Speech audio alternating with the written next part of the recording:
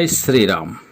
मित्रों, हमारे YouTube channel अंतरिक्ष एस्ट्रोलॉजी में आपका हार्दिक स्वागत है। मित्रों, आज हम बात करेंगे जड़त्व योग यानी कि बुध राहु की युति। ये युति अशुभ भी है और शुभ भी, लेकिन इसके अंदर टर्म्स एंड कंडीशन अप्लाई होते हैं, क्योंकि ये बुध यदि जन्म कुंडली के अंदर शुभ हो तो ये युति शुभ होगी, या इस युति के ऊपर गुरु की दृष्टि हो तो ये युति शुभ होती है। इस योग में जातक नुकसान, दुख, मानसिक परेशानी अवश्य झेलता है, किंतु ये जातक बहुत चालाक किस्म का होता है। उसमें सफल व ऊंचाइयां तब प्राप्त होती है जब इस युति पर गुरु की दृष्टि हो। प्रथम भाव में ये युति की जो होती है व्यक्ति के बुद्धि को बिगाड़ देती है, वह कई बार चेहरा तक बिगाड़ देता है। द्वितीय भाव में धन हानि, नेत्र रोग। तृतीय भाव में युति ये भाई बहनों से विवाद। वहीं चतुर्थ भाव में अपयश व ऐश्वर्य में कमी। पंचम भाव में संतान से हानि या कष्ट, किंतु स्मरण शक्ति को बढ़ाता है। साथ ही तंत्र यंत्र की विद्या में निपुणता देता है। जबकि छठे भाव में यह युति लाइलाज बीमारी, चोरी और सांसारिक कष्ट और मामा से कष्ट देता है। और सप्तम भाव में यह युति जीवन साथी, बिजनेस पार्टनर से मतभेद, गुप्त रोगी बनाता है। अष्टम भावस्थ यह युति वाला व्यक्ति फ्री का माल खोजता है। नवम भाव में नास्तिक वाला बनाता है और साथ ही जातक संपन्न होता है, किंतु धर्म उदारता से दूर रहता है। साथ ही गंगा स्नान बारंबार करता है। 11वें भाव में यह बुध राहु की युति जातक नीतिगत फैसले लेता है और असफल होता है। 11वें भाव में अनावश्यक खर्च, धोखा अवश्य खाता है, किंतु पैसा बहुत कमाता है, फिर चाहे पैसा कमाने का तरीका गलती क्यों ना हो। 12वें स्थान में ये युति जातक को दुराचारी बनाती है और धन की बर्बादी करवाती है। बुध राहु की यह युति शुभ होकर के जातक को शुभ फल अवश्य देती है जब इस युति में बुध अस्त व नीचस्थ न हो,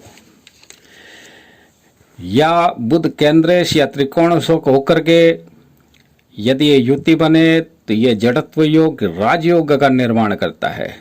फिर जातक अपने कठिन से कठिन कार्य चालाकी से संपन्न करता है। इस युति की सबसे बड़ी खासियत ये होती है कि जातक अपने शत्रुओं पर सदैव हावी रहता है। अपने स्वार्थ हेतु किसी को भी अपने विश्वास में लेने में कुशल होता है।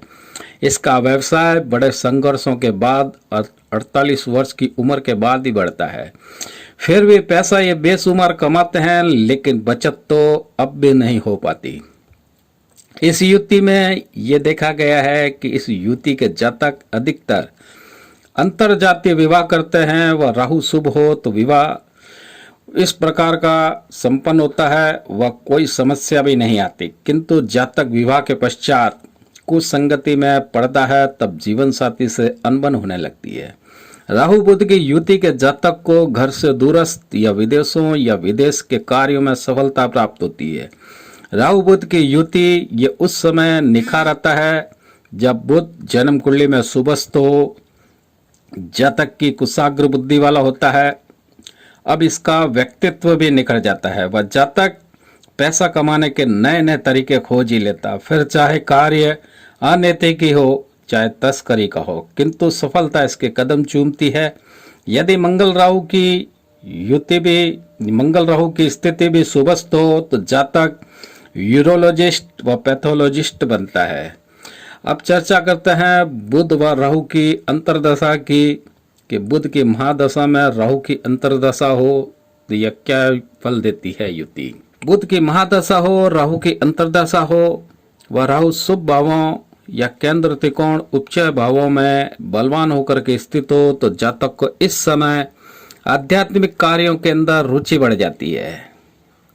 राहु के दोष को बुध दूर करता है, इसलिए राहु बुध की राशियों या बुध के साथ युति कर स्थित हो तो जातक देव दर्शन अर्थात तीर्थ यात्रा अवश्य करता है।